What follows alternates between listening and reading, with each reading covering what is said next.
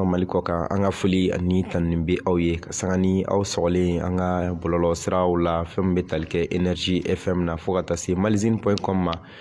ka sanga ni jamana yɛrɛ bɛ danganda mun na ani Mali ɲɛmaaw kɛlen don ka wulikajɔ mun sabati hali bi Malidenw ka laɲini olu bɛ se ka sabati cogo min na ani ka sanga ni maa minnu bɛ yen ni u bɛ ka wuli ka se an ka jamana ɲɛmaaw ma ni kumaɲɔgɔnya bɛ u ni ɲɔgɔn cɛ bi na an wulila ka se an ka parti politique ɲɛmaa dɔ ma ni ale ci maa dogolen M5 RFP o porte-parole don Jamil Bitar ani a bɛna masala bi ka sanga ni jamana ɲɛmaaw yɛrɛ ka miirina ye a ka ca la a yɛrɛ fɛla ye mun ye a ka se k'o fɔ jango Mali yɛrɛ denw bɛ se ka faamuya caman sɔrɔ a ko la cogo min na Bitar i ni tile. Aw yɛrɛ ni tile. An b'aw fo Dieu merci. Alhamdulilayi. Ayiwa Bitari foli tɛmɛnen kɔfɛ an y'a ye k'a fɔ fɛn mun bɛ tali kɛ an ka kɛrɛfɛ jamana dɔ bɛ yen ni o ye Burkina Faso ye o kun wulila fɛn mun bɛ tali kɛ sibiri tɛmɛnen janvier kalo tile 22 ka dɛmɛ ani dɛmɛ ta ka ɲɛsin Mali furancɛla fanga ɲɛmaaw ani maliyɛndenw ma an y'a ye o wulikajɔ taara kuncɛ mun na u ye yafa kɛ u ka président kɔrɔ ma Marc Kabore bi Jamil Bitar bɛ nin lahalaya min na e bɛ se ka mun de fɔ Burkina bew ye kɛrɛnkɛrɛnnenya la nin ye misaliya jumɛn ka di farafindenw yɛrɛ ma. Bon bamanankan na a bɛ fɔ ko n'i ye duga ye mɔgɔ su kan k'i b'a fɔ ko wuli ka bɔ n su kan. Kosɛbɛ. Bi ne bɛ n ka soutien n b'a a fɔ ka ɲɛsin an balimaw n'an sinjiw ni an jɛɲɔgɔnw n'an teriw Burkina bew n b'u fo k'u waleɲuman dɔn k'a f'u ɲɛna u ni ce u yɛrɛ ye parce que u y'a jira an na k'a fɔ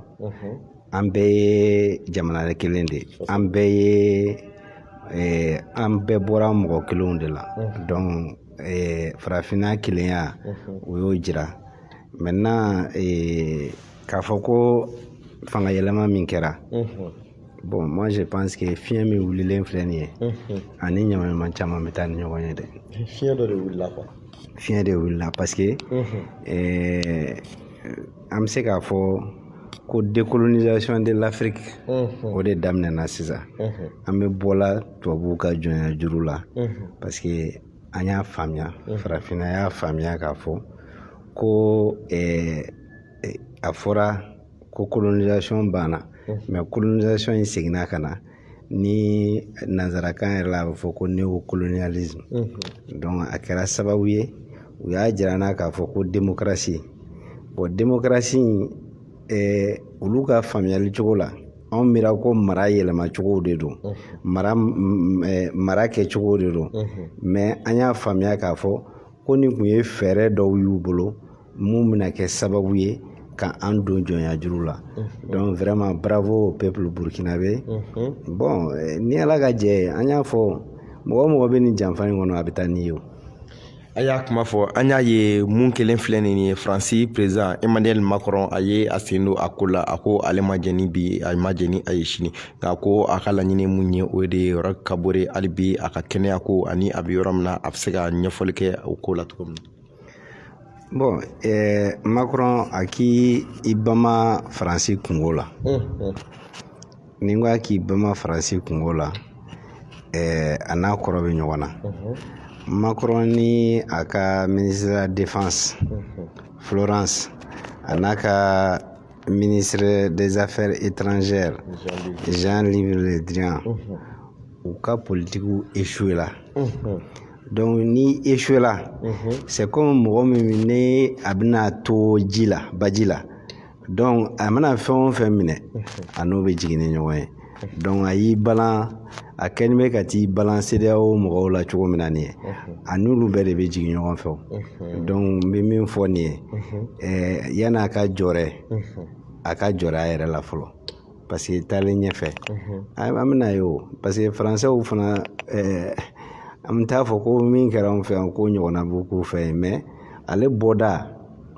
a bɛ bɔ ni da fitinin a tɛ bɔ ni daba ye ni ala ka jɛ. Ok, Jamil Bitare an y'a ye k'a fɔ ni san fila in kɔnɔna la fɛn min bɛ tali kɛ Mali ani a kɛrɛfɛ jamana fila la olu de kelen filɛ nin ka u ka jamana ɲɛmaaw ka fanga dafiri e yɛrɛ bolo an y'a ye i ye conférence de presse min kɛ i ye a fɔ ko anw ti démocratie à double vitesse ou bien a di fara ko an t'a fɛ i bolo nin y'o démocratie a di fara de bantɔ ye farafinna kɔnɔ wa? Ne bolo nin ye fɛn in a wulila koyi ka sababuya kɛ ne ka faamuyali la an ka démocratie kan ka sinsin an yɛrɛ an danbew an ka tabiyaw an taabolow ani an kɛcogo ani an ka marali yɛrɛ o cogoyaw kan an ka démocratie tɛ se ka kɛ faransi ka démocratie ye parce que an ni faransi fɛn caman bɛ yen ni danfara b'an ni ɲɔgɔn cɛ donc ka guloki ta jakusa la guloki min bɛnnen t'an ma ko fo ka don an kana o n'a kɔrɔ bɛ ɲɔgɔn na donc ne kɔni bolo an ye décision min ta peuple malien a décidé k'a fɔ ko taalen ɲɛfɛ an bɛ fɛ ka balo an yɛrɛ wɔsiji la an bɛ fɛ ka balo an ka balo cogo la ne b'a fɔ dɛmɛ min ni faransi b'a fɔ a b'a kɛ Mali ye ou bien jamana dɔw bɛ yen faransi ka sira fɛ k'u b'a kɛ Mali ye a dɛmɛ ninnu dɛmɛw tɛ dɛmɛw min b'an dɛmɛ en réalité ne ko ni mɔgɔ k'i ma ko ne kunkolo bɛ n dimi n mago bɛ kunkolodimi fura la e ka taa fɔ o tigi ɲɛna i kunkolo de b'i dimi mais mercurochrome de bɛ ne bolo k'a k'i joli la joli tɛ mɔgɔ min na ni e y'o bila ka na le plus souvent tellement que o mercurochrome tɛ utiliser a bɛ tila ka segin ka taa olu yɛrɛ fɛ yen cogoya wɛrɛ ma donc ou bien a bɛ tiɲɛ donc o de la n'i y'u ye miliyariw fɔ cogo la n'i y'u mɛn dɛmɛ fɔ cogo la i b'a fɔ ko anw tɛ se ka balo ni ninnu tɛ k'a sɔrɔ a dɛmɛ a tɛ foyi de las'an ma a jɔyɔrɔ t'an kan donc jɛ kun ye tɔnɔ ye ni nafa tɛ jɛ min na o jɛ ka kan ka jɛnsɛn donc vraiment et puis ne ye kuma dɔ mɛn kunun ka na a sababuya kɛ mun ye u ka sɔrɔdasi laban min tanyana Gawo u ko a ka ministre de la défense a ko faransi ko a tora faransi ka kɛlɛ la Mali kɔnɔ mais Mali yɛrɛ tɔgɔ ma fɔ a tora faransi ka kɛlɛ la bon o bɛ mun jira o kelen de tanyana anw ka mɔgɔ joli bɛ tanyana mais ni anw bɛ kuma anw b'a fɔ toujours sɔrɔdasiw min tanyana an taw ni walitaw anw bɛ tasibila ni bonya masegin kɛ nin bɛɛ lajɛlen ma donc i b'a fɔ ko nin ka fisa ni nin ye donc ni nin ka fisa ni nin ye ne ka faamuyali la bi u y'a jira k'a fɔ donc u ka sɔrɔdasiw min bɛ yan u ti yan maliyɛnw kama mais u bi yan u yɛrɛ de kama u bi yan u yɛrɛ min kama o tɛ se ka waleya anw ka dugumakolo sanfɛ donc anw de ta ye an ka jamana ye donc u ka bɔ an ka jamana kɔnɔ u ka sɔrɔdasiw ka taa nin bɛ komi invasion tɛ dɔwɛrɛ ye colonisation bɛ kɛ waati min na u ye kɛlɛ kɛ ka marifaw ci ka an ka jamanaw minɛ sisan u y'a dɔn k'a fɔ ko ɲɔgɔnna tɛ se ka kɛ diɲɛ na tuguni donc u ye kɛlen ka Libi ci u ye tension wuli an yɛrɛ damaw ni ɲɔgɔn cɛla la ka don mɔgɔw n'u hakiliw ni ɲɔgɔn cɛla la donc o kɛlen u ye o min kɛ nin o de kɛra sababu ye sisan k'u lasegin ka na an ka jamana kɔnɔna la c'est à dire que au fait u ye conquête kura de kɛ an ka jamana ninnu na à travers Libi cili pour que u bɛ se k'u yɛrɛ sɔrɔ Mali kɔnɔna na donc c'est comme u bɛnbakɛw ye kɛlɛ kɛ ka Afrique coloniser cogo min na donc u nana ni technique kura de ye ka don au nom d'une démocratie ou bien au nom d'une lutte contre le terrorisme qui ne dit pas son nom mais a fila bɛɛ ye kelen Maliyɛn an ka ɲɛ yɛlɛn k'a faamuya k'a fɔ ninnu ti yan an ye u bi yan u yɛrɛ de ye donc u ye domination min kɛ lawale la u bɛ fɛ k'o domination kelen de segin c'est pourquoi u ko k'u tun bɛ il y a 100 ans ils ont fait 100 ans maintenant u seginna ka na pour 100 ans encore mais u t'o kɛ yan ni Ala ka jɛ ye n'u ma taa k'a ka di an b'u gɛn u ka taa ka bɔ an parce que Sékou Touré ni Modibo yɛrɛ y'a fɔ a bɛ tubabuw gɛn don min na ka bɔ an ka jamana na ko an ka sɔrɔdasiw an y'an yɛrɛ ta o don tile ma i m'a faamuya a y'a fɔ fana ko fasoden jugu dɔw bɛ tila ka n'u tɛgɛ sama ka don n'u ye mais bi an b'o de fɔ Asimi ni Choguel ni u ka gouvernement tɔw bɛɛ lajɛlen ye an jɛr'u kɔ Ala ka fiɲɛ k'u yɛlɛnso ye. Bitari n'i ye o jɛnni ko fɔ an y'a ye k'a fɔ bɛnkan sɛbɛn min tun bɛ ani Faransi ni ɲɔgɔn cɛ ni o de kɛra sababu ye ka o na Mali ye a fɔ ko a ye relecture bɛ kɛ hali n'a y'a sɔrɔ an bɛ don min na ko bi an ma kibaruya sɔrɔ k'a fɔ signature kɛra nka signature ma sɔrɔ ani u ni ɲɔgɔn cɛ relecture ko la an y'a ye a ma bɔ kari la ka dɛnɛ sɔrɔ Danois surasiw olu nana an ka jamana kɔnɔna la jamana ɲɛmɔgɔw ye communiqué kɛ tɛnɛn tɛmɛnen janvier kalo tile 24 ko an yafar'u ma i n'a fɔ i ye a bɔ cogo min na a kuma kɔni cayalen don e bɛ fɛ ka mun de fɔ nin ko in na accord tɛ anw ni Faransi ni ɲɔgɔn cɛ mun bɛ tubabu mɔgɔ wɛrɛ don sen don anw ka kɛlɛ la nin bɛɛ ta ye ko se bɛ ɲɛ wa nin ye binkanw de ye colonisation kɛra cogo min na u b'o binkan kelen de cadre kɔnɔna na c'est pourquoi ne ko n ko nin ye fɛn wale min ni justice international tun bɛ yen Faransi kan ka ɲange de komi naziw ɲangitala cogo min na Hitler ka tile la parce que n'i y'a ye nin bɛɛ bɛ sela anw ma c'est que Faransi dirigeants de bɛ nin ko bɛɛ kɔfɛ a kɛra de façon diplomatique o a kɛra de façon militaire o u b'a la de k'a ɲini anw ka étouffer pour que an ka to jɔnya juru la parce que jɔnya tɛ dɔwɛrɛ o ni i ka domination tɛ mɔgɔ min kan o tɛ se ka k'i ka jɔn ye donc vraiment u b'o cadre de kɔnɔ bon sisan yɛrɛ kɔni a bɔra dugu la a kɛra face à face an t'a bila bi an t'a bila sini a bɛ to jakusa la a bɛ to an ka jɔnya juru kɔrɔ donc u talen bɛ ka taa mɔgɔw ɲini ka fara u yɛrɛ kan n'a bɛ se k'a fɔ tubabukan na ko alliés ka taa kalonw ni nanbaraw ni fɛnw don ɲɔgɔn na pour que nin bɛɛ bɛ wuli bon guerre médiatique min fana bɛ yen an ka faamuya k'a fɔ gɛlɛya dɔw bɛ yen olu ye jakusa ye jamana si ma wuli k'i jɔ k'a fɔ ko i ma wuli k'i jɔ gɛlɛya kɔnɔna na même bi n'i y'a faamuya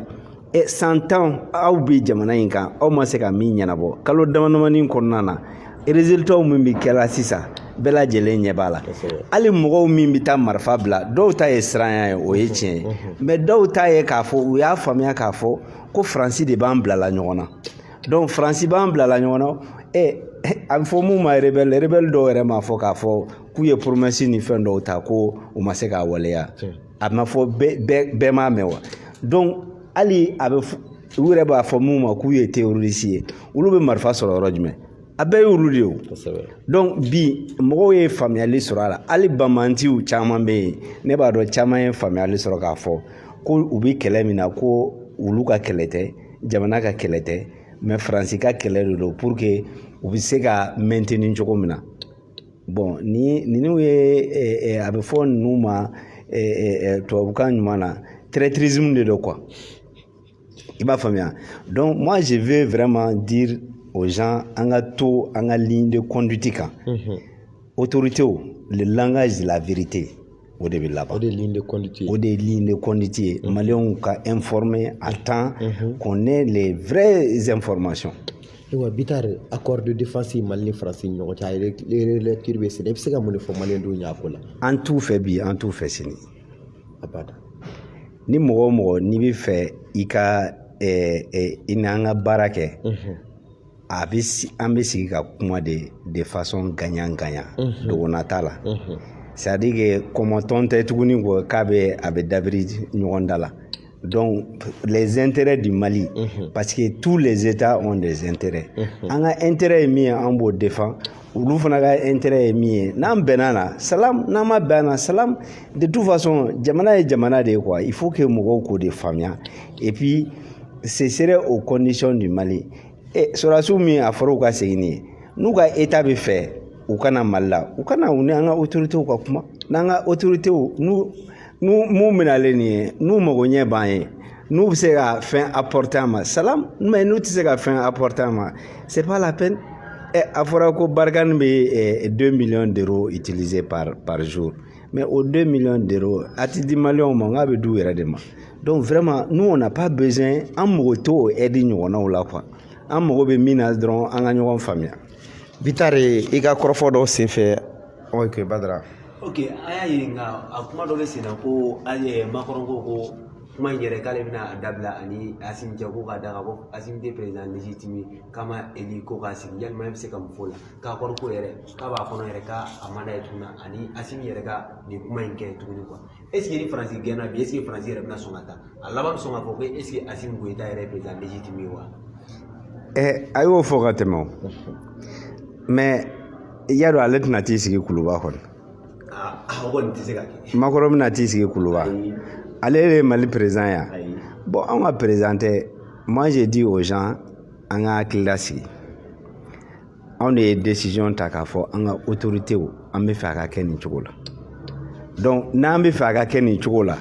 moi je pense que Faransi wo, jamana wɛrɛ wo, nin bɛɛ ye kuma wɛrɛ. I y'a faamuya. Faransi Macron a k'i jija a yɛrɛ kungo la fɔlɔ. A ka sɔrɔdasiw min b'an fɛ yan, ils sont pas la bienvenue. Elle était bien gendarme. Il n'est pas le gendarme du monde. N'a bɛ se ko la a tɛ t'i kɔkɔ da chinois la ou bien a ka t'i kɔkɔ da irisiw la ou bien a ka t'i kɔkɔ da mais dans la vie des nations là c'est-à-dire que fɛn dɔw mana daminɛ et puis Macron expérience t'a la a fɛnkɛ t'a la n'i ye De Gaulle ninnu su wuli ka jɔ bi mais u bɛ kasi de. Parce que Macron, c'est Macron, c'est une erreur de l'histoire. C'est une erreur de l'histoire. Voilà. Aller dara min fila min fana kan, c'est des catastrophes. Bitare an bɛ tɛmɛ ni hali bi babu ye i y'o Macron kelen mun fɔ ale de y'a fɔ ko Wagner bɛ Mali la ko wa Wagner bɛ yɔrɔ min na ko ale ka sɔrɔdasiw tɛ se ka to yen an y'a ye o bɛɛ la a ma taa ale yɛrɛ dun de fana y'a fɔ ko a ka sɔrɔdasiw bɛ taa nka Wagner ko la bi mɔgɔ caman bɛ k'a fɔ ko a bɛ Mali la autorités ma sɛbɛn janjɔn bɔ a la e Bitare dun ye a fɔ i ka kuma dɔw la ko lakana ye fila ye n'i yɛrɛ tɛ se k'i ka lakana sabati i bɛ maa sara mun bɛ se ka i lakana e bɛ se ka mun fɔ Wagner ko in na Mali kɔnɔ. Ne bɛ min fɔ ɲɛna a kɛra Senghor ye o a kɛra Wagner ye o a kɛra Broviner ye o a mana kɛ fɛn o fɛn Maliyɛnw an mago bɛ résultat de la problème min b'i da la ni mɔgɔ min bɛ se ka wuli ka bɔ i da la ou bien a b'i dɛmɛ i n'o tigilamɔgɔ de b'a la a bɛ fa la mais nin campagne falaki et puis ne bɛ min fɔ nin ye c'est-à-dire que théoriste fɔlɔ min bɛ Mali la Faransi de don. Faransi sɔrɔdasiw wa. Macron n'a ka politique de o de ye c'est eux les chefs du terrorisme c'est eux les chefs du djihadisme parce que olu de bɛ nin bɛɛ maintenir tan. Ne delila ka nin fɔ a mɛnna n ko guerre yɛrɛ tɛ terrain la ye o ninnu bɛ se k'u sigi u ka bureau kɔnɔna na ka nin problème k'a résoudre k'a ban pewu. Wari min u b'a fɔ la k'u b'a don kɛlɛ la n'o kun donna Mali développement na bi an bɛ kuma min na an tɛ sigi a kunna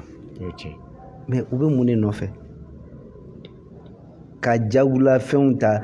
n'an wulila de guerre asymétrique de guerre ni guerre foyi tɛ Mali la guerre min bɛ Mali la Faransi ka guerre dilanlen don c'est eux olu de don